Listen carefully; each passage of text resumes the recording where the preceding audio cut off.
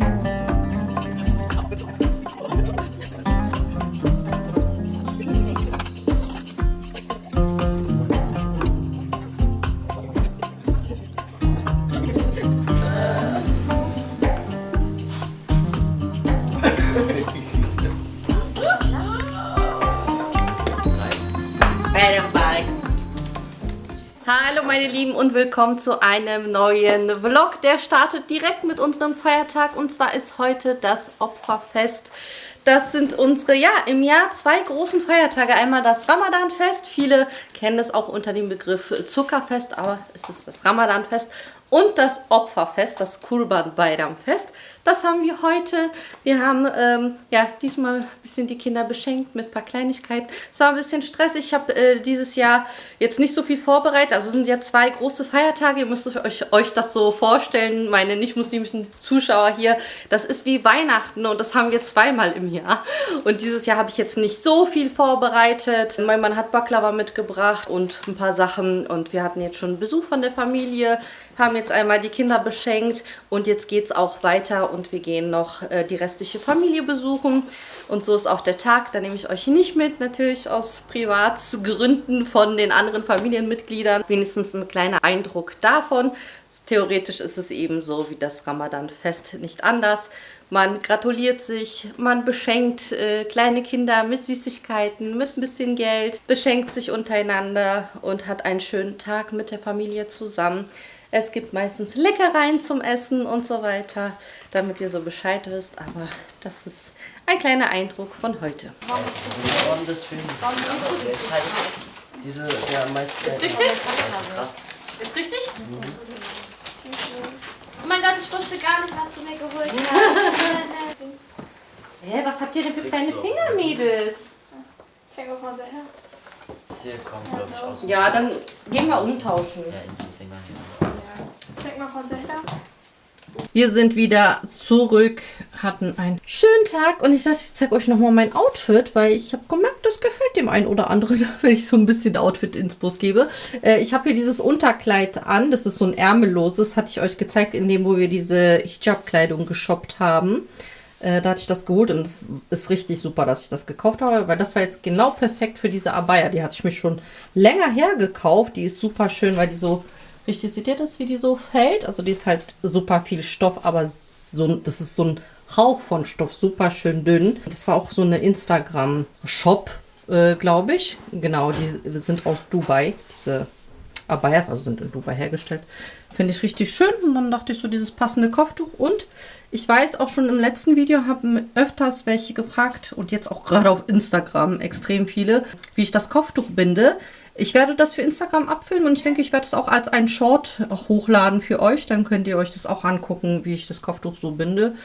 Ist gar nicht schwer, aber ist halt sehr schön und ich mag das auch aktuell so gerne so zu tragen. Deswegen, wie gesagt, poste ich euch dann als Short.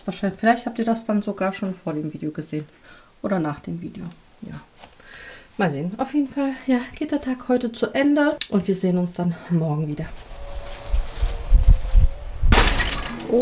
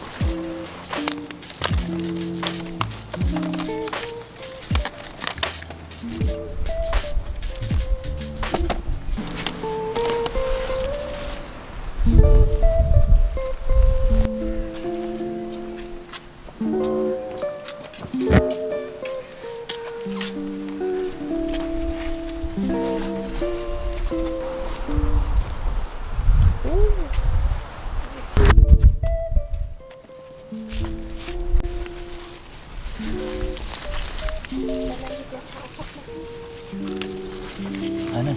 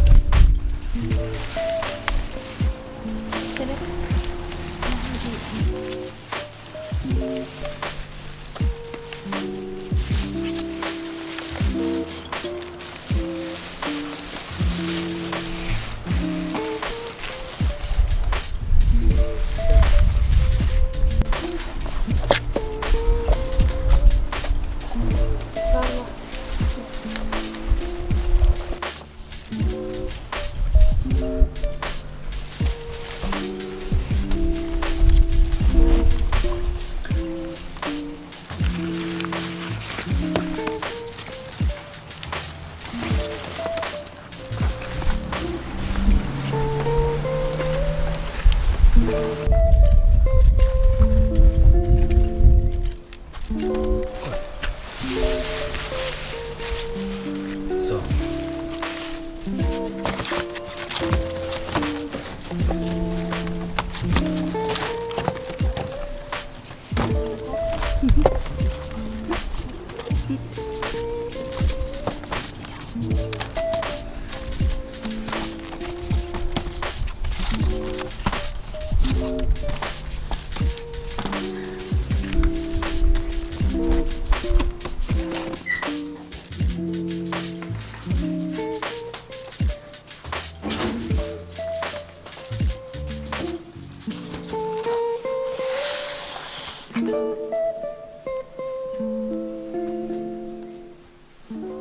So, meine Lieben, dann legen wir mal los hier. Was haben wir hier alles? Wir haben Radieschen. Die Radieschen werde ich einmal von den Blättern abschneiden. Ich wasche die und dann mache ich die einfach in eine Tupper, in eine Glastupper.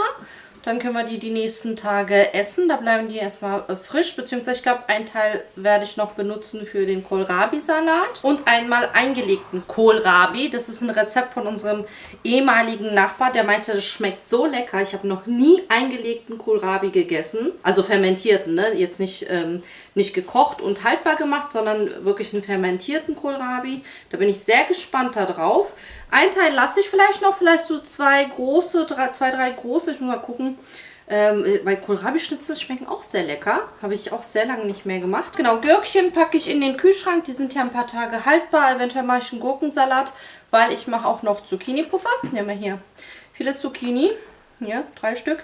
Deswegen auch Zucchini-Puffer. Und wir machen Sarma, gerollte Kohlrabi-Blätter. Genau, also das kann man wie Weinblätter benutzen oder wie Kohlblätter und daraus ja, Sarma machen. Und Kohlrabi-Salat ist auch für morgen, aber ich mache den trotzdem jetzt heute Abend, weil der kann schön im Kühlschrank durchziehen. Ich finde gerade solche Salate schmecken auch gut, wenn sie dann nochmal über Nacht durchziehen. Aus den Radieschenblätter kann man wie Salatblätter nutzen. Da muss ich mal gucken, die verwelken sehr, sehr schnell. Da muss ich gucken, dass ich dann ja gleich auch nochmal einen Salat draus mache. Ich weiß gar nicht, wie die schmecken. Ich wasche die mal, dann probiere ich das mal, wie das schmeckt, weil das sind auch sehr, sehr viele. Das wäre ein Riesensalat. Naja, wir legen einfach mal los und schauen wir mal, was ich so machen kann.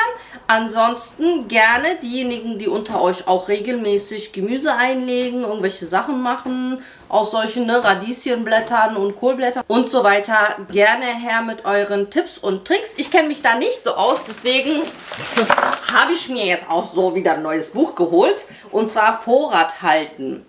Einkaufen, kühlen, gefrieren, einmachen, lagern, trocknen und dörren, einsalzen, pökeln, räuchern, alkoholische Gärung, okay, das machen wir nicht, Milchsäuregärung mit bewährten Rezepten zu Gemüse, Obst, Milch und Fleischverarbeitung. Ja, also da sind halt viele Tipps und Tricks, wie man halt fermentiert, wie man Sachen einmacht und so weiter. Da bin ich echt kein Profi. Das Einzige, was ich bis jetzt immer so gemacht habe, war ja Erdbeermarmelade. Aber wir werden halt sehen, ne? Also was auf jeden Fall noch machen werde, sind polnische Gurken. Die weiß ich ja, wie das geht, einzulegen. Da brauche ich aber ein bisschen mehr. Da habe ich ja jetzt gerade mal hier 2 von diesen. Die sind ja zum Einlegen, beziehungsweise 3 mit der großen. Deswegen erst, wenn da nochmal mehr kommen, dann legen wir auch Gurken ein. Da wollte ich auch Gurken verschiedene. Da will ich auch ein bisschen auch so Gurkenscheiben machen. Und das sind ja unsere normalen Schlangengurken, nennen sich die, glaube ich. Die sind halt so normal zum Essen. Für Salate und so weiter. Lange Rede, kurzer Sinn, let's go. Falls ihr euch fragt, warum die Radieschen nicht so rund sind, sondern so länglich, das ist die Sorte.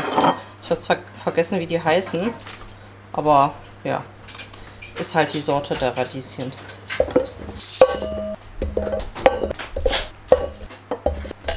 Raus.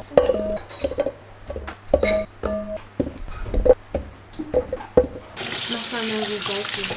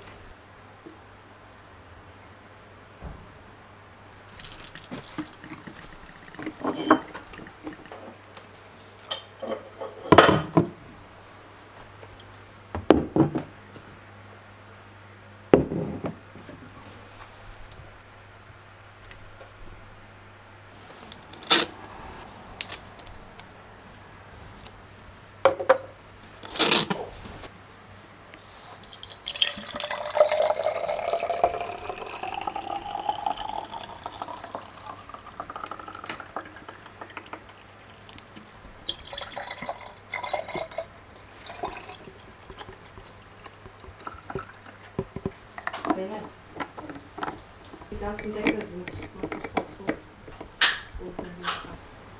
Entscheidend. Ja.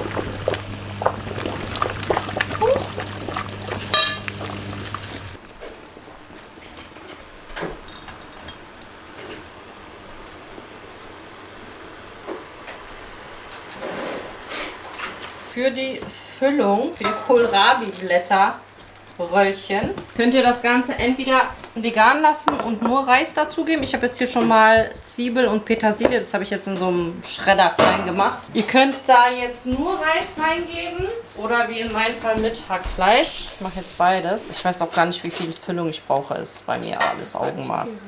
Das war viel, aber wir haben auch relativ viele Kohl. Ich habe unten auch noch die Weinblätter. Wenn ihr das jetzt ohne Hackfleisch machen würdet, dann würde man die Zwiebeln und den Reis noch mal so ein bisschen anbraten und so. Dann wäre das Ganze so ein bisschen anders, das Rezept. Dann reiben wir Tomate rein.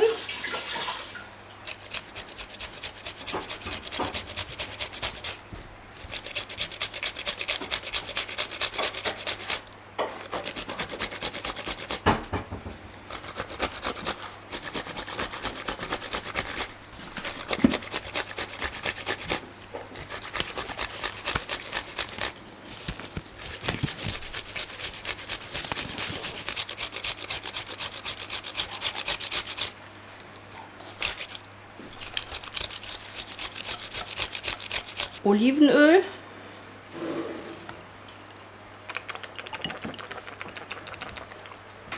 Salz.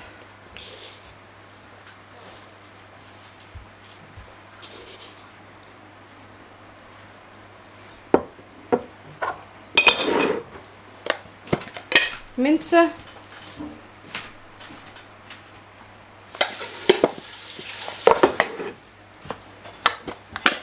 Pfeffer. Chili. Und wer es mag, ein bisschen Kreuzkümmel.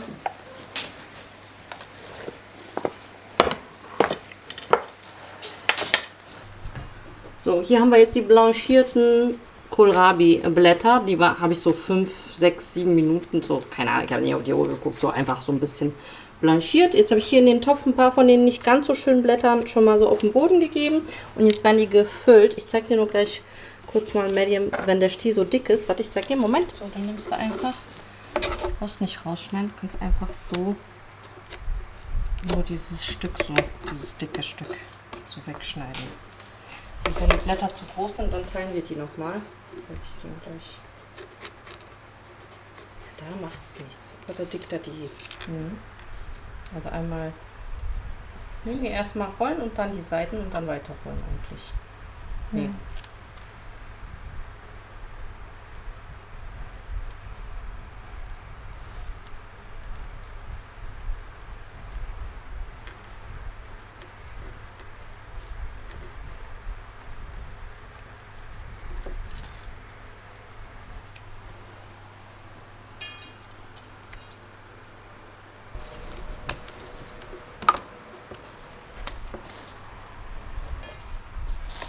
Das zum Beispiel, ne? Ja, du kannst es so teilen. Hoffentlich. So. Und dann kannst du es.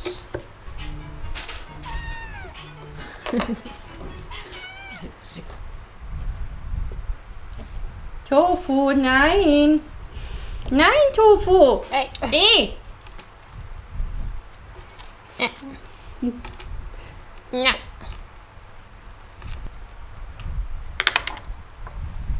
Sie sitzt hier wie so ein Baby und guckt mir zu.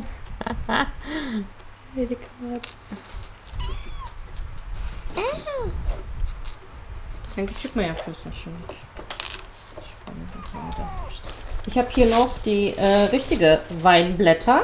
Die sind nämlich von dem Garten vom Freund meines Mannes. Da haben die Kinder nämlich gepflückt, die Weinblätter. Die werde ich jetzt auch kurz blanchieren, aber wirklich nur ganz, ganz kurz. Eigentlich am besten nur kurz im kochenden Wasser einlegen. Dann machen wir die auch, weil ich sehe, wir haben wirklich sehr viel Füllung gemacht. Deswegen machen wir nochmal einen Topf von denen. Können wir die auch morgen mitnehmen.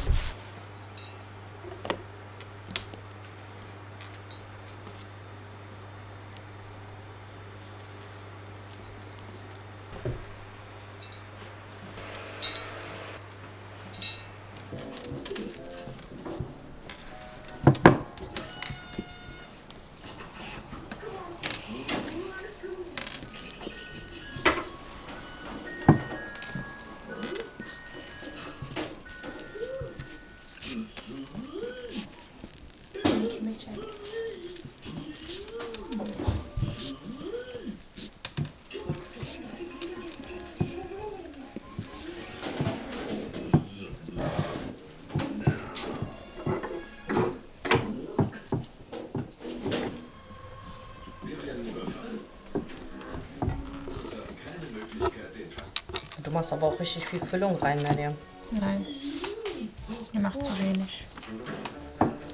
Ja, so viel Füllung haben wir ja jetzt nicht mehr. Und wir haben noch viele Blätter. Anne kann jetzt erstmal weitermachen. Austauschen. Nein, das ist gut, lass es mal. Hallo. Ihr könnt jetzt für die Sarma, für die Röllchen, Weinblätter oder Kohlblätter, also ich mag es persönlich bei den Kohlblättern, das mit Tomatenmark zu machen. Also einfach Tomaten, ich habe hier jetzt wieder Tomaten, Paprikamark, mal wieder einfach mit heißem Wasser ein bisschen vermischen.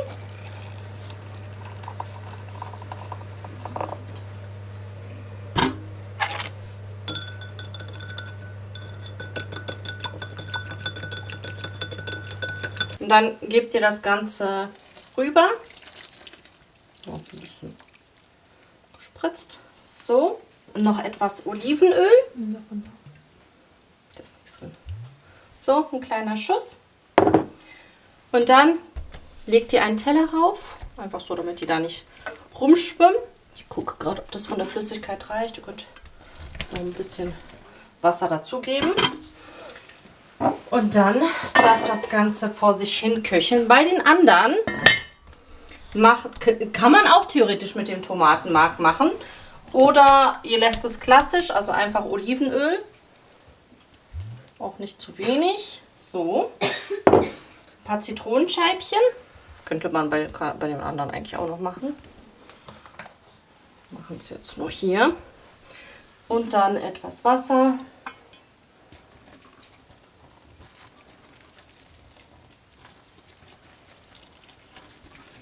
Schon. Auch hier geben wir den Teller drauf. Und jetzt können beide, da kommt jetzt noch der Deckel. Und dann dürfen beide jetzt vor sich hin köcheln. Deckel drauf und dann sehen wir uns wieder, wenn das Ganze fertig ist.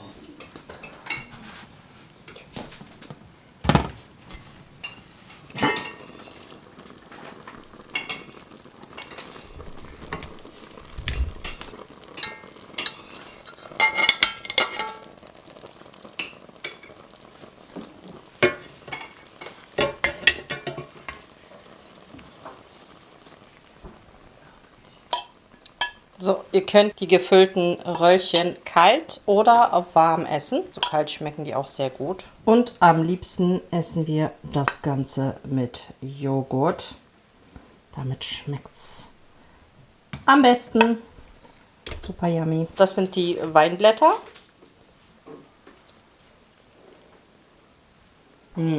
Lecker. Die sind so mehr säuerlich. Und das sind die Kohlblätter. Die sind deftiger. Aber beides sehr yummy.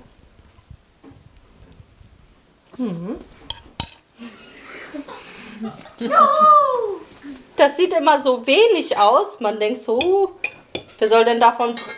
Ja, sorry, ich habe Schluck auf. Wer soll denn davon satt werden? Aber am Ende bleibt doch viel übrig. Das können wir dann morgen mitnehmen zum Picknick.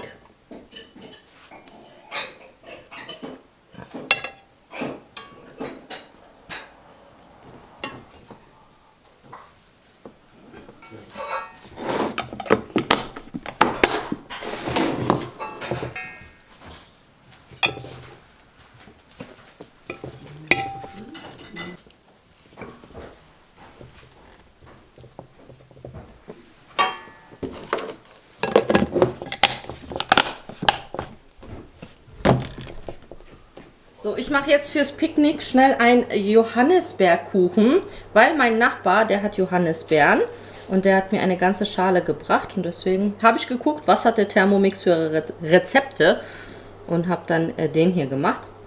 Im Teig ist Marzipan drin, finde ich sehr interessant, und Haferflocken. Deswegen, und jetzt kommen hier noch Streusel oben drauf, die sind aus Mandeln, Mehl, Butter, Zucker, kennt man ja. Ich habe jetzt für den ganzen Kuchen aber Rohrohrzucker auch verwendet. Aha, Tofu ist auch wach geworden. Guten Morgen. G'night, den Tofu. Baby ist wach geworden und heult gleich rum.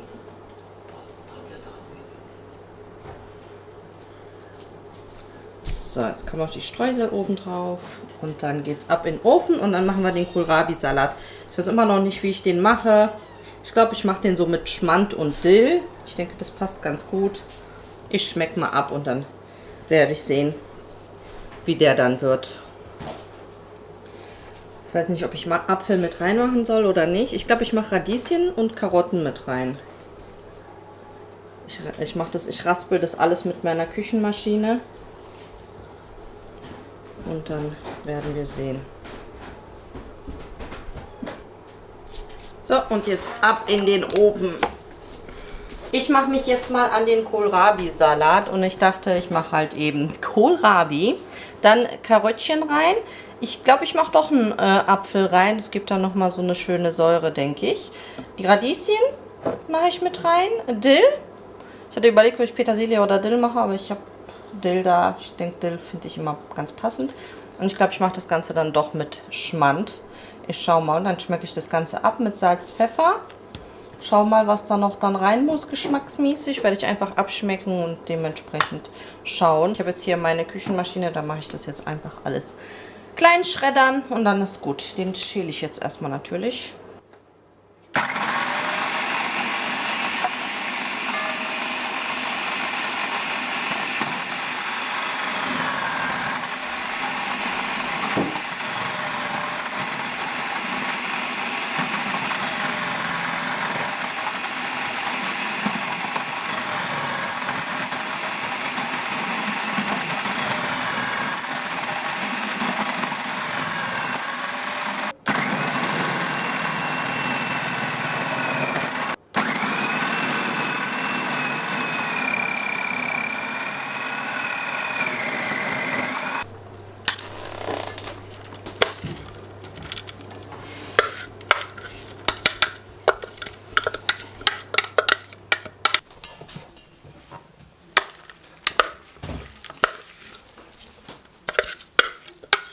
Ich habe jetzt hier den Dill reingegeben.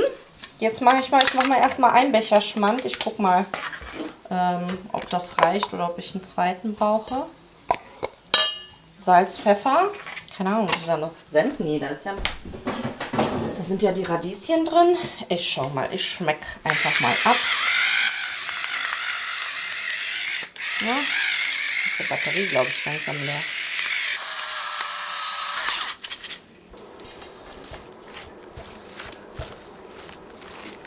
Ich habe von dem Kohlrabi ein bisschen das Wasser ausgedrückt. Der hat schon ein bisschen Wasser gelassen. Also gesagt, hätte ich jetzt ein bisschen mehr Zeit, hätte ich meinen anderen Hobel genommen. Der hätte den ein bisschen gröber gemacht, den Kohlrabi. Aber ich glaube, so ist es auch ein bisschen wie in Polen. Da gibt es ja auch immer diese Miseria. Nee, Quatsch, nicht Miseria. Surówka. Surówka, und die gibt es ja auch einmal mit Karotten. Da gibt es auch nur mit Kohlrabi. Aber was war da drin? Ich glaube, da war kein Schmand. Keine Ahnung. Aber ich mache den zweiten Schmand noch mit rein.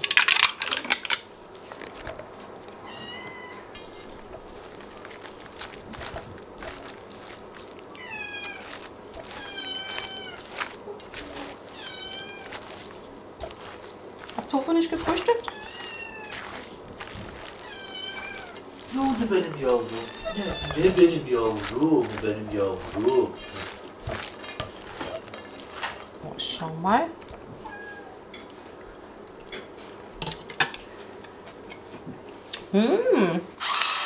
Das ist ja richtig lecker. Das schmeckt richtig frisch. Ein bisschen Salz und Pfeffer noch. Falls ihr noch andere Rezepte mit so Kohlrabi kennt, dann schreibt sie sehr gerne in die Kommentare. Aber das ist schon mal eine sehr leckere Kombination mit dem Schmand, Dill, Salz, Pfeffer, Karottchen, Radieschen geben auch noch mal so ein bisschen Schärfe. Der Apfel ein bisschen Säure. Ich hätte vielleicht noch einen Apfel mehr reinmachen können. Sehr lecker. So, das fülle ich jetzt noch mal ab in eine andere Dose, damit wir das besser transportieren können.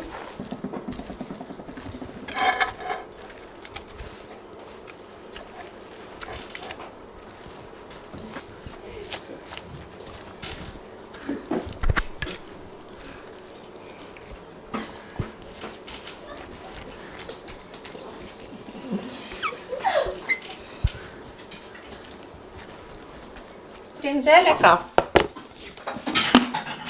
Sehr lecker.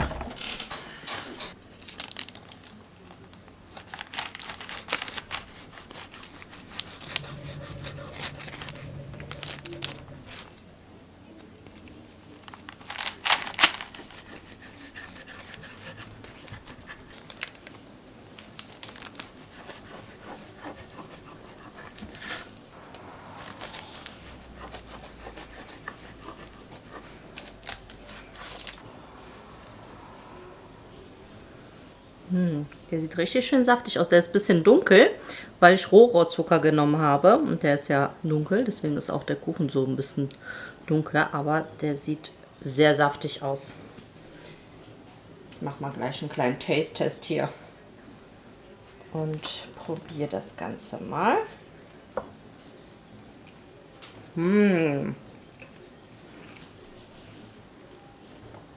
Ja, sehr gut. Ich habe auch ein bisschen weniger Zucker gemacht, als im Rezept drin ist, weil da war für den Boden 250 Gramm Zucker und 200 Gramm Marzipan ist da noch drin. Ne? Ich habe gesagt, das ist ja viel. Und Marzipan ist ja auch total süß, ne? Und deswegen habe ich dann ein bisschen weniger, 50 Gramm weniger Zucker reingemacht. War auch gut so, dass ich das gemacht habe, finde ich. Dann bringe ich auch noch was meinem Nachbar rüber. Schließlich sind es ja seine Johannisbeeren. Und er hat schon gefragt, was ich daraus gemacht habe. Deswegen kriegt er auch noch ein bisschen Kuchen ab. Das ist praktisch bei diesen Blechkuchen, weil man da echt viel machen kann. Ich quetsche mal ein bisschen hier.